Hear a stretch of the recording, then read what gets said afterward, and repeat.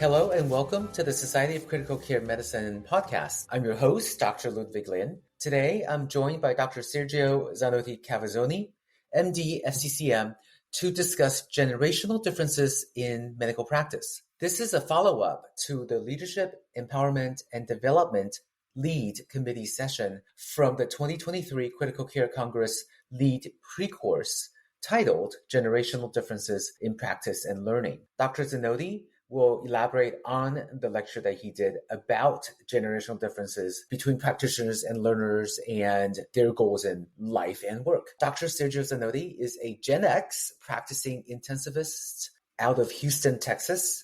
Dr. Zanotti is also the Chief Medical Officer of Sound Critical Care and the host of Critical Matters, a podcast that covers a wide range of topics related to the practice of critical care medicine. Welcome, Dr. Zanotti. Thank you for being here. Do you have any disclosures to report? First of all, thank you so much, Dr. Lin, for having me on the podcast and to the Society of Critical Care Medicine for the opportunity. With regards to financial disclosures, I do have to disclose that I financially support a millennial and a Gen X, and that's the only disclosure I have for today. That sounds like a pretty important one for this topic. You and I were talking before we started this chat, and you reminded me that we should paraphrase quickly what this lecture was at the Critical Care Congress. So let's just start out with some definitions. Who exactly are these different generations? What are their styles? And how do they wind up approaching things like their jobs and their work-life balance? Absolutely. And the genesis of this original talk was really the recognition from the lead committee at SCCM that in today's workplace, in our ICUs, not only are exposed to a set of different generations among our colleagues and among our ICU, different disciplines in our team, but also throughout our work experience, we really interact with people who have a different experience in life, and that might define how they learn, what they look in their jobs. And understanding these differences probably does give us a better awareness of how we can be better colleagues, better leaders in our ICU. So I think as a starting point, we could say that generations are defined by two main factors. First is a time period of when people are born or grow up. And the second one is world events or local events that shape up their worldview as a group. And today in the ICU or in our workforce, we probably are in one way or another exposed to 5 generations. The first generation is a traditionalist. And these would be people who are age 78 or older, born in 1928 to 1944. Now, there might be a lot of these that have retired from medicine, but we might still be exposed to them in our workplace in different ways or in patients or patient families. So understanding that generation, I think, is still very important. There's baby boomers who are age 57 to 77. They were born between 1945 and 1965. And this is obviously a workforce segment that with COVID probably has increased in retiring from our workforce, but still might be present in our teams. Generation X, as you mentioned, this is my generation, age 42 to 56, born between 1966 and 1980. Then we have the famous millennials, which are age 26 to 41. And they are now the largest generation in the workforce. I think it's important to recognize that. And they were born between 1981 and 1996, as I mentioned. And finally, the newest generation is Generation Z. And these are people aged 12 to 25, so probably not a lot of physicians or healthcare professionals in that age, but we are seeing some of them start to appear in our ICUs, and they were born between 1996 and 2010, and they have a very different life experience in terms of how they think about work and how their worldview is shaped. So just a couple of general comments, Dr. Lin, in terms of the generations. If you think about the traditionalists, their formative experiences included probably World War II, rationing, rock and roll, fixed gender roles. The signature product of that generation is the car. Their attitude towards technology is largely disengaged, and their aspiration growing up was home ownership. Baby boomers experienced the Cold War, the moon landing, if you like music, Woodstock Festival. Their signature product was the explosion of television, their early IT information technology adapters, and their aspiration was job security. And this is something that we see in how they deal with jobs. Gen X, was exposed to the fall of the Berlin Wall and the end of the Cold War. The first PCs appeared during this generation. Again, we're going to keep the music theme. I mean, Live Aid was a big concert that a lot of Gen X grew up with. The signature product is really the PC. That was really what defined this generation. They're digital immigrants. They have experienced in their professional life an enormous transformation of technology. And a lot of them are now trying to find work-life balance. And then you have the millennials who are defined by 9/11, social media, reality TV. Their signature product is probably the smartphone. They're digital natives. So from where they can remember, they were exposed to screens. And they really look for freedom and flexibility. And now we have a new generation that's coming up through the workforce, the Gen Zs, who really were shaped by the economic crisis of 2008, global warming, COVID-19, which impacted them as they were looking their first jobs, maybe getting into college. So really, I mean, they experienced COVID in a very different way than maybe my generation did. Their signature product still to be defined. Perhaps it's going to be virtual reality. And these are technoholics, right? They really live through technology every day, and they're looking for security and stability in their job based on what they've experienced. So this is just, I think, a very broad strokes setting the tables of what these generations represent. That is a great summary of the different generations. Maybe the next topic that we can cover is how they all interact in the healthcare workspace. Absolutely. And I think that we can start maybe with understanding how they learn, because how they get to the workplace, right, is going to be a little bit different. When you think of learning differences, our ICUs are going to be more baby boomers to some Gen Zs, right? And the majority are going to be Generation X and millennials. But baby boomers love face-to-face learning, verbal instruction. They are the ones who like a hard copy of a reading material, right? They like the book. They want the printout. You send them something digitally, they'll print it out so they can read it. And they really respond well to question and answer sessions where you're trying to develop a new program, make change in your ICU. But that's the way they were brought up. Gen X are more about active engagement. They do like and respond very well to interactive social learning. And a lot of us in Gen X grew up going to conference, right? We would look forward to going to professional conferences. That was an important aspect of how we continue our ongoing learning. We enjoy open discussion and the teach back method. So you can see a small evolution now. And then you have the millennials who are really technology-based learning. They're the ones who, instead of reading books, had all these PowerPoint slides. They looked at interactive apps, websites, or they learn a lot through YouTube. And really, it's very technology-based learning, and that's what they grew up with. And now with the Gen Z, it's further technology-based learning, but it seems that it has to be even in smaller increments, right? So they love digital infographics and interactive apps, and maybe YouTube is not what they follow. It's TikTok, which is even shorter. And I think that these are ways that they get content, not only medical content, but just general content. And as we try to reach these different generations with professional education or with ongoing medical education, I think it's important to recognize that you have to meet people where they interact the most.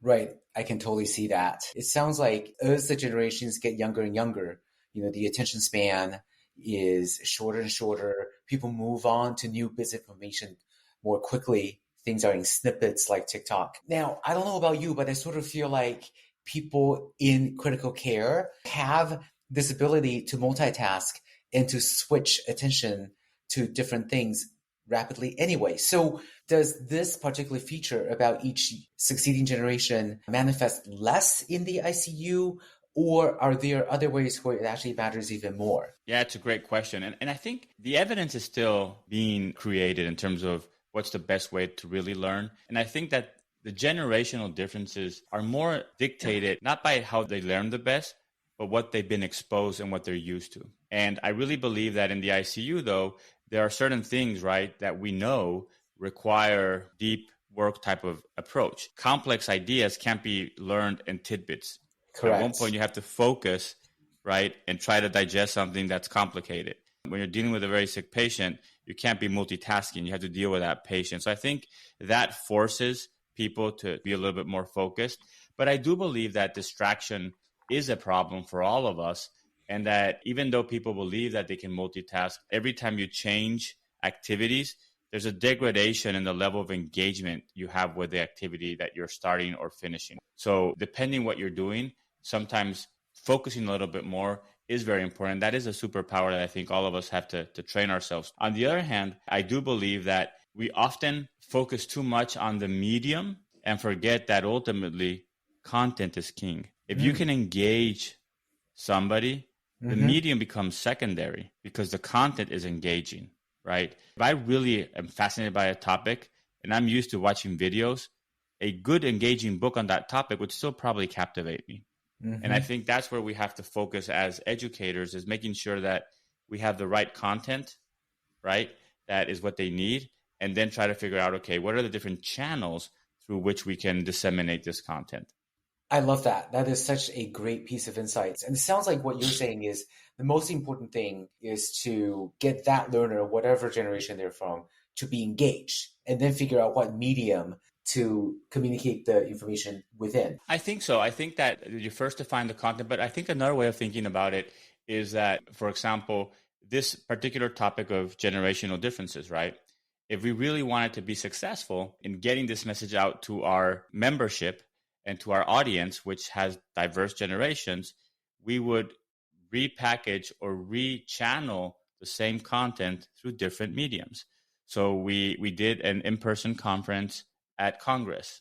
It was recorded, so some people might see the video later. We're doing a podcast today. That might be another medium that appeals to people who like to learn when they're jogging or when they're commuting, right? There probably is an opportunity to do some infographics that could be distributed through other social media venues. And I think it's a way of really maximizing how we scale and amplify and socialize a given idea or content. And that's where I think understanding these differences and how you reach different people is going to be very important. Thank you for that. How do you think their generational differences impact the way healthcare professionals wind up communicating with each other in this professional realm? This is actually a critical aspect of any team, right? One of the most important factors of a successful team is how they communicate among each other. And when you have a diverse group of people from different generations, you have to understand that one size does not fit all. And as a co-team member or as a leader, you have to understand that what is preferred by some people might not be ideal for others. So let's talk about communication preferences. Baby boomers respond very well to verbal, in-person interaction. So if you were to discuss something with a baby boomer, the best way to do it is in an in-person meeting, right? And for them, that is in the same room, close the door, and we talk about the topic. When they're making important decisions, again, face-to-face is ideal for them. And although for financial decisions, they might go online for information, but again, they really respond to the in-person, let's sit down and talk. Gen X uses a lot of email. A lot of them got hooked with the BlackBerry, right? The Crackberry at its point. So email became big part of their professional life. But they also prefer like face-to-face, time permitting. And they're the ones who sometimes will say, well, if you need to talk with me, pick up the phone and call me, right? So a phone call might be what they expect, for a patient interaction. Millennials are much more comfortable with email and text, where I might in the past organize something by calling somebody. They might just do everything by text. And yeah, they like face-to-face. I think that a text is perfectly fine. And you find this also very interesting, Dr. Lin, and just see it in your family, how people say happy birthday, right? Grandmas always want to come and give you a present. Your parents probably want to call you at least, right? But as they get younger, your kids might just put a post on social media and they feel they've done it face to face with you, right? But also how people just communicate what they accept as being the norm is very different. And finally, Gen Z, they love video calls, FaceTime. It's very fascinating because a face to face for them might be just a video call versus a face to face for a baby boomer is we're in the same room and you close the door, right? And I think understanding that is very important because millennials and Gen Z at the workplace might be very engaged with apps like Slack or Microsoft Teams where they're in constant communication, and they feel that that's almost the equivalent of me knocking on the door of your office and saying, hey, Ludwig, I have a question for you, right? And recognizing that I think is important because we might miss people or we might not be able to disseminate all the information we want if we're not using different channels and recognizing what their preferred channel is. Yes. And a lot of our workplace communication is about optimizing patient care. But for example, in a learning institution, part of it comes down to evaluating different people, confirming their performance. And if you don't communicate the correct way, you might be underselling somebody. So I think this is super important. Absolutely. Right. And I think it plays out in the hospital, like you said, right? For some people, the use of Tiger Text or some other secure texting device is perfect for communicating. Other generations, including, Gen X is like myself, for important things, really want a phone call, right? And recognizing that, I think, just enhances our ability to engage with our colleagues and to make sure we're all on the same page. Let's talk about the bottom line. How does this affect, for example, the way patients perceive their satisfaction in terms of interacting with the healthcare world? Absolutely. And I think that a good place to maybe start as an example would be something that we perhaps do a little bit less in the ICU, but I think is important for all our patients once they leave, is discharge instructions. We definitely have plenty of traditionalists and baby boomers as patients, and they're the type of people who want a verbal one-on-one opportunity to ask questions, but also might value tremendously if we give them something printed out on paper that they can read later, right?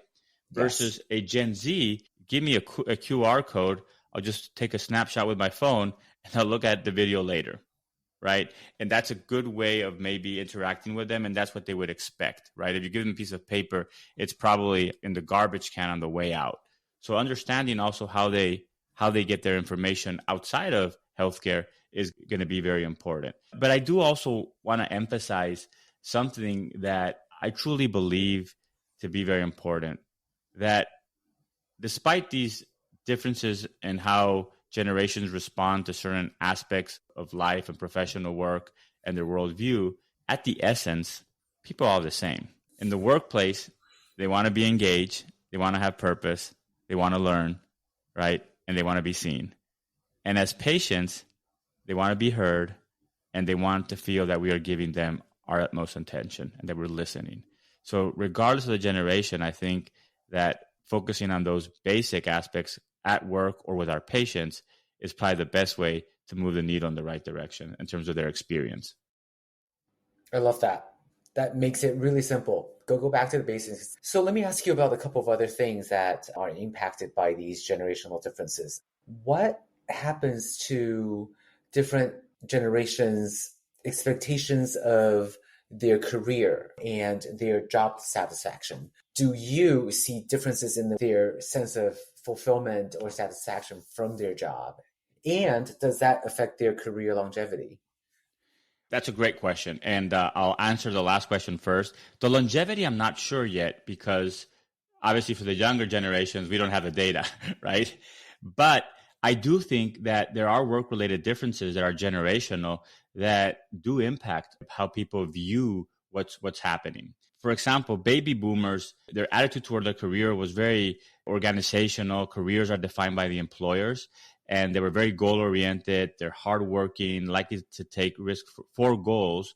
They really, I think, thrive when there's established hierarchy of authority and responsibility, and they focus on relationships and results, right? And baby boomers really value loyalty as well as the traditionalists, and they're the ones who might be at a place for their whole career, right? If you look at people who are baby boomers or older traditionalists, they might have been there for the last 30 years, and they really value that loyalty. Now, that is slowly changing with younger generations, and I think it does have an impact in how we think about recruitment, how we think about our teams.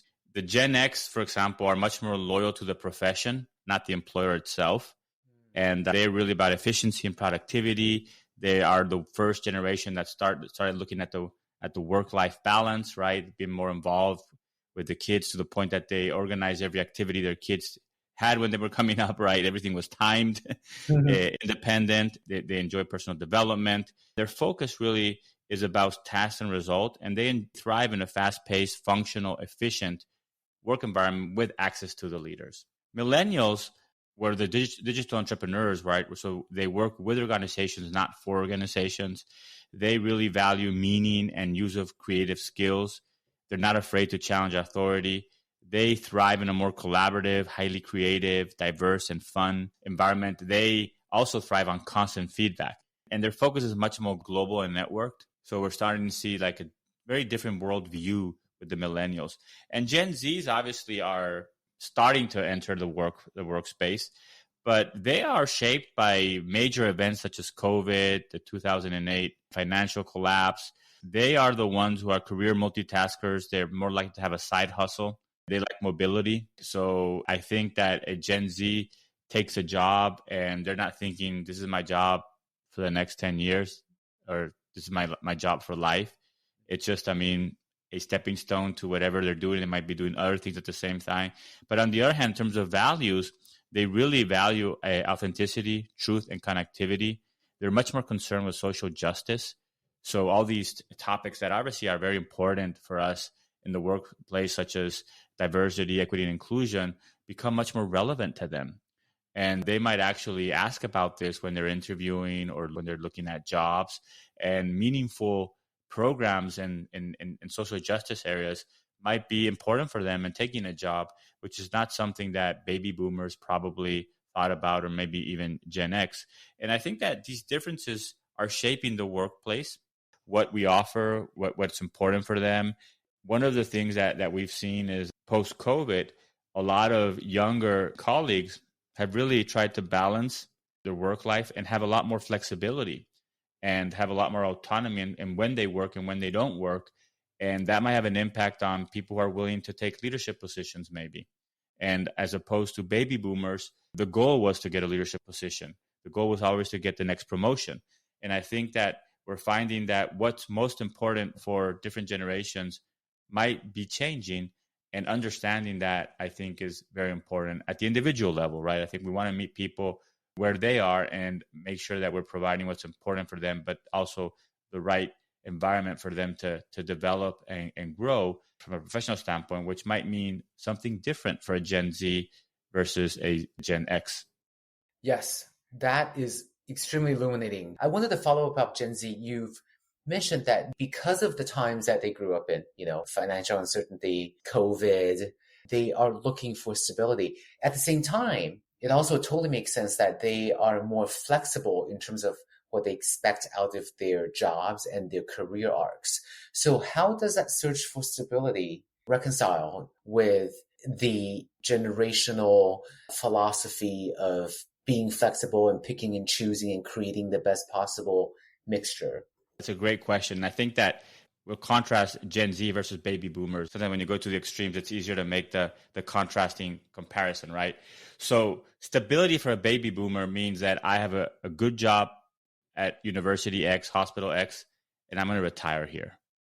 And that's stability, that my job doesn't change. And I maybe get promoted, but I'm at the same place for 30 years. Stability for a Gen Z is I have options. I'm working at Hospital X, but I'm also have a side gig with YouTube where I have my channel where I do learning and I have all these subscribers. At the same time, I'm going to do a couple of shifts at Hospital Y, just in case things, don't work at Hospital X. So they really are much more flexible. And for them, stability is having different options. Medicine might be a little bit green yet with Gen Zs because unless, I guess you're really gifted. Most people, for example, are not working in ICU at age 25, right? We see them as students. Maybe some young nurses, but we still don't have enough info as a track record. But based on what we're seeing and what's been written, I think that Gen Zs or younger generations and younger millennials, which are closer to Gen Z, it's not like it's a dichotomy, you're a millennial or Gen Z, right? Because there's some overlap, but are more likely to be people who change careers or do different things within healthcare. A baby boomer, in general, the majority of physicians who were traditionals of baby boomers, for example, or who were nurses, probably did that for their whole professional career, right? Versus I think that stability for the Gen Z is about options and knowing that you're flexible and you can do different things. Thank you for that. Now, you are a physician leader. You are the CMO of Sound Critical Care. So how do these different generations impact you as a physician group leader who is trying to wrangle these various professionals as a cohesive working group? The first thing I would say is that there are tremendous benefits to diversity in general of all types. But today we're talking specifically about age diversity in the workplace, right? So I think that the more generations you have on your team, you have a diversity of skills. You have the ability to open the mind of different people by seeing how people who are from a different generation work at the bedside. It provides an opportunity for mutual mentorship. And I'll give you an example. When I started the podcast, a millennial mentee of mine got me started. I had helped them with their career, and they helped me with all the technical part of getting the podcast started. So it offers tremendous opportunities for mutual mentorship. Maybe a baby boomer can teach a millennial a little bit more about, financial responsibility and how to save for retirement, how to be smart about your money. And the millennial can help them engage with technology. So that it gives you a great opportunity for mutual mentorship. It also improves decision-making when we're building new programs. And I think ultimately it's a competitive advantage for any team that has diversity. But what I would say is the way it's impacted me the most as a clinical leader, but also as a team member, is that it has opened my mind to look a little bit deeper into why people behave the way they behave, and to maybe appreciate that not all the differences are necessarily negative. And one of the things that's fascinating is that generational tension is not new. There is a quote in a Babylonian clay tablet from 1000 BCE that I'll read to you because I think it's fascinating. It says, "Today's youth is rotten, evil, godless, and lazy. It will never be what youth used to be, and it will never be able to preserve our culture." Doesn't that sound familiar? Yeah, that's quite entertaining. But I think that ultimately it helps inform your emotional intelligence, right? So being aware of what drives, motivates, annoys, disengage other people is very important.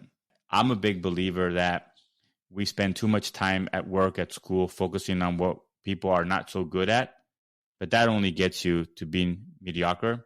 I believe that if we focus on what people are really good or their strengths, we get true engagement and success. So if you know what really drives a Gen Z and you put them on the right committees, you engage them in the right way, they're much more likely to flourish than if you make them do things that don't really speak to them. And the same is true for other generations, right? Yeah, I like that. Well, let's make it a little bit more concrete. So, for example, I sort of feel like one of the elements in critical care that's occurred very rapidly recently is tele-ICUs. Have you noticed any differences in the practice patterns of your physicians who want to practice in a EICU environment versus not? Yeah, that's a great question. And I think that what I would say is that right now, for simple reasons, probably the vast majority, if not all, teleintensivists are millennials. They are digitally natives, so they grew up with technology. They feel very comfortable interacting with patients through technology, having like 1,000 screens. I mean, they're very efficient at it. And they also value the ability to work maybe from home or the ability to not have to commute, versus for baby boomers, it would be much more challenging. It also is not the way they prefer to communicate with patients. It doesn't fit their idea of work, which is going to the hospital. So I think that that's a very interesting difference, right? And I think that when I think of my super engaged teleintensivists, they're all millennials, right? For whatever reason. Now, Gen Z, I can't really speak because, like I said, I mean, that's an upcoming generation. So I don't have a lot of physicians. I don't think I have any physicians that actually are Gen Z. 25 is kind of the upper limit of Gen Z. So we have Gen Z students. We have Gen Z, maybe young nurses. But that's still, I think, more to come out. But I do think that the conception of work, the way we communicate with people, it's very interesting. I had a recent experience with one of my young nieces. It was her birthday. And she told my wife that, "Oh, yeah, I already spoke with Uncle Sergio." And she said, you called her? No, I just texted her. But in her mind, that's speaking, right? And that's it, right? She spoke with me, right? I mean, Right. and I think the same applies to how we interact with patients. For a lot of millennials who enjoy telemedicine, it's no different. They're taking care of the patient in their mind, and there's no difference. For a Gen X or maybe a baby boomer, it's different. And what they always try to replicate is their analog experience to the digital. And even with EMRs, you saw that problem. You have to think about it a little bit differently, right? Yes. And I think that's a lot harder. Yeah. Thank you for that. Okay, I have one last question for you. I'm interested to know how this has impacted your work experience. Have you had to expand the way you solicit feedback, both about yourself as well as, the group? Yes. And I think that it's a work in progress, because I do believe that it's not only fitting the communication or the medium, let's call it, to the receiver, but also making sure that's the best fit for the topic that needs to be discussed. And that, I think, is a work in progress. It's a learning experience. I do believe that regardless of generations, there are some topics that are better discussed in a closed room. And there's some topics that don't need that closed room. And we can just discuss on a WhatsApp chat, on Slack, on whatever people use. But I think finding that difference is very important. But also what I find is that when you want to reach people with information that you think it's important for them, using different channels so that you can hit the different places where these generations live is very important. That is something that we're always very conscious about and trying to improve. But absolutely, it has an impact. So it sounds like that's definitely a way that you've had to grow, is to learn to accept all those different technologies. Absolutely. And I think that, again, think about what we talked at the beginning was that a generation is defined by a time period and world events. So 2019, Congress was always in person. Maybe there were some videos later. COVID comes, and now all of a sudden, a Zoom meeting, a GoToMeeting, right? A virtual presence, it has been normalized. And that is what Gen Z grew up with. So that's the only thing they know, right? So that's why they gravitate to that. But also at my level as a leader, what in the past would require maybe a trip for a 1-hour meeting, today is perfectly acceptable to be done via video conference. And these are changes that I think are dictated more by world events.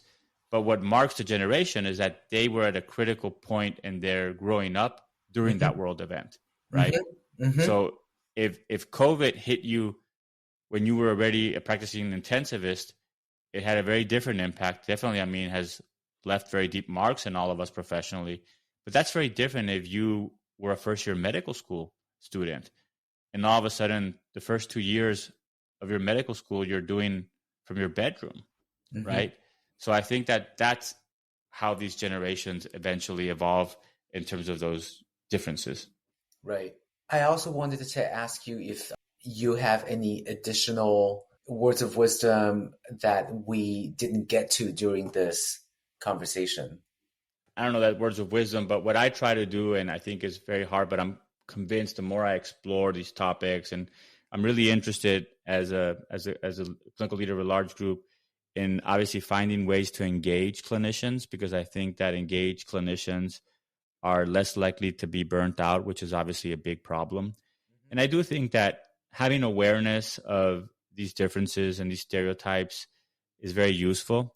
But ultimately, what really makes a difference is connecting with each individual at a very personal level and understanding what their strengths are and what their goals are and what motivates them. And most people will find motivation from purpose, from mastery, which is learning, and from autonomy. And just being able to define what that looks for each individual in your team is ultimately, I think, the best way to create a team that thrives. Yes, and that sounds like a great goal at the end of all of this. Learning is interesting, but at the same time, it leads to a better team and optimal patient care. Thank you so much, Sergio. Anything else that we should talk about? I'll put a shameless plug for LEAD as part of the committee. This is a group of your colleagues in the Society of Clinical Medicine that are really trying to create content that goes beyond the purely clinical, but that we think will help you lead, empower yourself and your teams, and develop yourself professionally to have a more fulfilling career. Sounds great. Well, this then will conclude this episode of the Society of Critical Care Medicine's podcast. I would like to thank Dr. Sergio Zanotti for taking the time and to really enlighten us and inspire us with this discussion of the different generations and how we can all communicate with each other more effectively. If you're listening on your favorite podcast app and you like what you heard, consider rating and leaving a review for the Society of Critical Care Medicine podcast. I'm your host, Dr. Ludwig Lin. Thank you. The information discussed in this podcast was provided by the Society of Critical Care Medicine's Leadership, Empowerment, and Development Lead Committee. Find other professional development topics and more in the SCCM Resource Library. Ludwig H. Lin, MD, is an intensivist and anesthesiologist at Sutter Hospitals in the Bay Area of Northern California and is a consulting professor at Stanford University School of Medicine, where he teaches a seminar on the psychosocial and economic ramifications of critical illness. Join or renew your membership with SCCM, the only multi-professional society dedicated exclusively to the advancement of critical care. Contact a customer service representative at 847-827-6888 or visit sccm.org/membership for more information. The SCCM podcast is the copyrighted material of the Society of Critical Care Medicine, and all rights are reserved. Find more episodes at sccm.org/podcast. This podcast is for educational purposes only. The material presented is intended to represent an approach, view, statement, or opinion of the presenter that may be helpful to others. The views and opinions expressed herein are those of the presenters and do not necessarily reflect the opinions or views of SCCM. SCCM does not recommend or endorse any specific test, physician, product, procedure, opinion, or other information that may be mentioned.